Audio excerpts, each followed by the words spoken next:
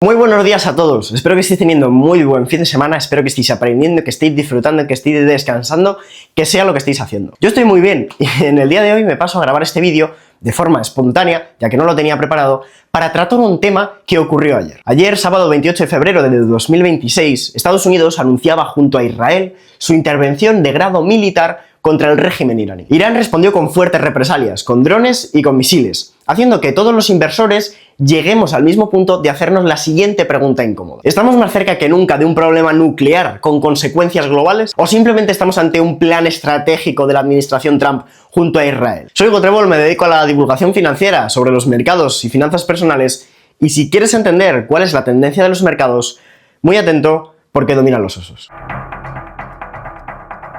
Lo primero de todo, ¿qué está ocurriendo exactamente? La intervención militar que la propia administración Trump ha calificado como batalla épica gira en torno al programa nuclear iraní. La Agencia Internacional de Energía Atómica ha calificado los últimos informes como que Irán está acumulando niveles de uranio enriquecido a niveles de grado militar. Estamos hablando de un material que el uranio enriquecido es utilizado para la fabricación de artefactos explosivos y en concreto, y hablando en román paladino, de bombas nucleares. Y esto precisamente no es un detalle menor. El enriquecimiento de este uranio que posee Irán es superior al 90%, y esta cantidad es el umbral que separa el uso civil del uso militar de este uranio. Desde el punto de vista de la seguridad internacional nos planteamos dos tesis. Principalmente que Israel considera que Irán es una amenaza nuclear a nivel mundial y que Estados Unidos mantiene una política histórica de no proliferación en Oriente Medio. Cuando un país se acerca al punto de no retorno nuclear, la lógica estratégica del conflicto y de los alrededores cambia por completo. Ya en este punto no se trata de solucionar y de sancionar con medidas éticas. Se trata de impedir. Y es precisamente ese impedimento lo que está llevando a cabo la administración Trump junto a Israel. Ahora vamos a hacernos otra pregunta clave. ¿Es esto solo en torno al programa nuclear iraní o hay más elementos detrás? Y aquí es donde empieza la parte interesante. Hace tan solo unas semanas, algunos responsables de los Estados Unidos dudaban de la inminencia de estas amenazas. Entre ellos, el secretario de Estado, Marco Rubio. Además, los primeros impactos y los primeros ataques no se limitaron a infraestructuras nucleares. También detrás de todos estos ataques alcanzaron puntos estratégicos del régimen. Ya dejamos de lado la primera pregunta del vídeo, si gira en torno al programa nuclear iraní, y nos centramos en otras posibles consecuencias geopolíticas o causas. Destruir la capacidad nuclear de un país es una operación quirúrgica y que se debe de llevar a cabo con una precisión milimétrica. Pero por otra parte, golpear la estructura de mando del régimen es otra cosa completamente distinta. Es hacer presión directa sobre el umbral del régimen. Por lo tanto, para responder a todas estas preguntas de una manera homogénea, tenemos que abrir el melón. ¿Por qué ahora? ¿Por qué se ha decidido Estados Unidos junto a Israel actuar ahora si tenemos noticias de estos acontecimientos y de esta información meses atrás? Los factores estratégicos tanto de la administración Trump, de Israel y de Irán explican a la perfección esta pregunta. Hay tres factores estratégicos que explican con precisión el momento del ataque. Principalmente la ventana de oportunidad. Irán actualmente está atravesando una situación económica muy delicada y muy inestable. Posee una inflación cercana del orden del 60%, sumado a que su moneda está en mínimos históricos. Tiene una tensión social interna sumado a un deterioro de su infraestructura militar. La estrategia militar de cualquier persona que tenga dos dedos de frente sigue un único principio. Si vas a actuar, hazlo cuando menos te cueste, no cuando el rival sea más fuerte. Y la percepción sobre todo esto es que esta ventana podría cerrarse. Ahora nos vamos al factor político israelí. El gobierno de Netanyahu afronta una presión interna y un calendario electoral complejo. En la geopolítica, la política interna tiene un mayor peso de lo que se reconoce de forma externa. Todo esto llevando a que una acción contundente llevada a cabo de una manera minuciosa y con precisión quirúrgica pueda acabar desembocando en que el liderazgo de este país se refuerce y la cohesión nacional coja fuerza. Y como último factor tenemos el despliegue previo estadounidense. Estados Unidos había movilizado un contingente naval significativo en la región. Cuando movilizas semejante estructura militar, tienes más presión para actuar, porque una retirada sin resultados es una muestra de debilidad.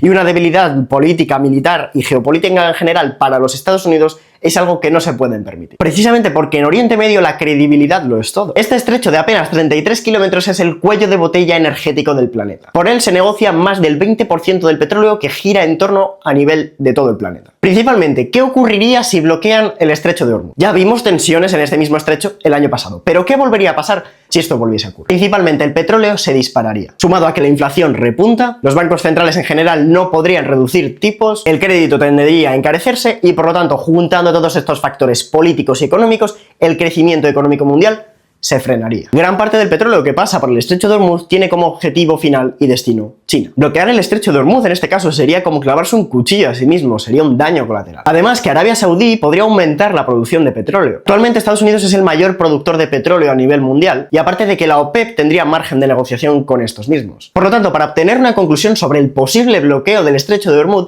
esto es posible, pero estructuralmente muy costoso para el propio Irán. Y ahora vamos a la quinta pregunta. ¿Qué está haciendo el mercado? Y aquí, señoras y señores, entramos en mi terreno. Últimamente el petróleo había subido con fuerza, pero no es precisamente porque ya falte suministro, sino todo esto porque esté aumentando la prima de riesgo geopolítico. No reaccionan a lo que ocurre, reaccionan a lo que podría ocurrir. Los mercados viven descontando acontecimientos futuros. Los mercados viven descontando elementos que podrían ocurrir en un futuro. Y esto, actualmente, para tensiones como las que hay ahora, es un peligro inminente. El petróleo caro significa inflación, por lo general. La inflación, por lo tanto, significa tipos de interés más altos durante bastante tiempo. Cuando el riesgo aumenta, cuando suben estas primas de riesgo o se desploman los ETFs, bonos de alto rendimiento, como tenemos el neumónico de H&G que os estoy poniendo en pantalla, el capital busca refugio. El oro y plata tienden a subir, los activos de riesgo tienden a caer, y todo esto hace que la volatilidad interna y externa de los activos suba. Y todo esto de forma conjunta afecta a las hipotecas, a las empresas, al empleo y al consumo. Y todo esto teniendo en cuenta que el conflicto está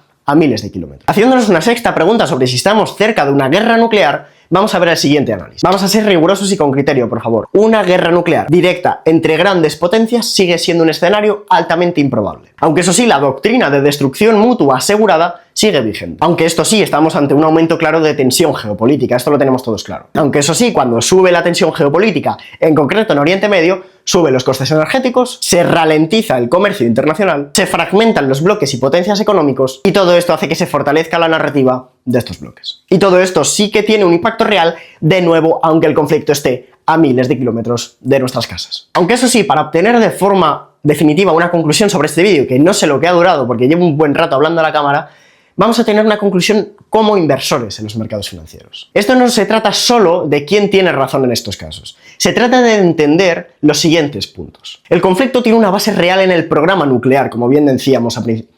El conflicto tiene una base real en el programa nuclear iraní, y esto lo decíamos al principio del vídeo. El momento actualmente está respondiendo a incentivos geopolíticos. Desde mi punto de vista, el mayor riesgo energético que existe a nivel mundial es el riesgo energético. Y como bien sabéis todos y cada uno de vosotros, el mayor enemigo de los mercados en estos casos es la incertidumbre. En entornos así, lo vuelvo a repetir, aumenta la volatilidad. Es simple, es fácil de comprender en general. Aparte de dominar el miedo, el capital se vuelve defensivo y hace que gire y hace que este capital tenga una rotación de activos de mayor riesgo a activos más conservadores. Y cuando el miedo domina, dominan los osos. El objetivo de ahora, y en cualquier entorno de incertidumbre macroeconómica en los mercados, no es reaccionar emocionalmente, sino observar con criterio. Es clave entender la evolución del petróleo, las decisiones de los bancos centrales, el movimiento de la deuda y las negociaciones de la OPEP. Y ahora, por supuesto, dejando de lado el miedo mediático, los mercados siempre nos dicen la verdad estructural. Y esto es clave que lo entendamos. Ahora lo que nos están diciendo a gritos es que el mundo no se acaba, pero el riesgo ha subido. Y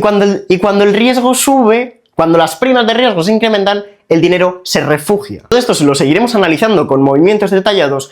Haré actualizaciones por mi grupo de WhatsApp, que por cierto, si no has accedido te estoy dejando el enlace en la descripción, y todos juntos podremos superar este acontecimiento macroeconómico, dejando de lado la incertidumbre, dejando de lado el ruido mediático y centrándonos solo en valorar los activos por su valor real. Una vez dicho esto, espero que os haya gustado el vídeo, espero que hayáis aprendido, espero que os haya puesto en contexto, porque siempre que ocurren este tipo de cosas sale el miedo, sale las confusiones mediáticas y sale el desconocimiento y los bulos. Y esto es el mayor enemigo de los mercados. No es invertir mal el dinero, sino informarte. Es importante que cuando ocurren este tipo de acontecimientos obtengáis información y contexto base de forma inmediata, antes de que se contamine con noticias que no son verídicas. Lo dicho, una vez llegados a este punto, me despido. Espero que os haya gustado. Dejarle un like, un follow, un comentario, porque este vídeo me ha costado muchísimo prepararlo, ya que no hay prácticamente información sobre este tema. Lo dicho de nuevo y por última vez, me despido, espero que os haya gustado y nos vemos en la próxima. Un saludo.